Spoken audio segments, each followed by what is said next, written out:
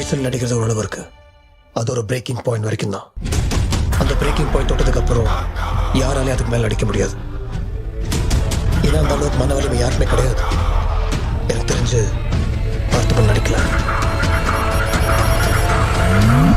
அவன் பார்த்திபன் தான். சின்னது ஜோஷி இது இந்த கை கடக்கமான ஸ்லோ க்ளோப் மாதிரி. எதுக்கு எனக்கு இதெல்லாம் நடக்குது? இந்த அந்திதாஸ்க்கு ஒரு பையன் இருக்கான்.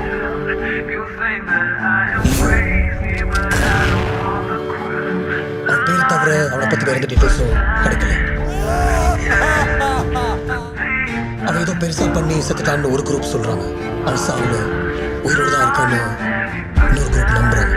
அவனுடைய ஏதோ ஒரு சாயல் அவனோட ஒத்துப்பான்.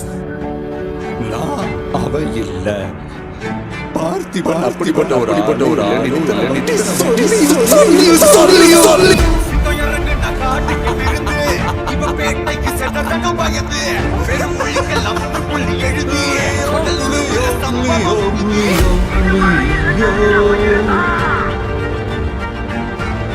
இந்த கதையில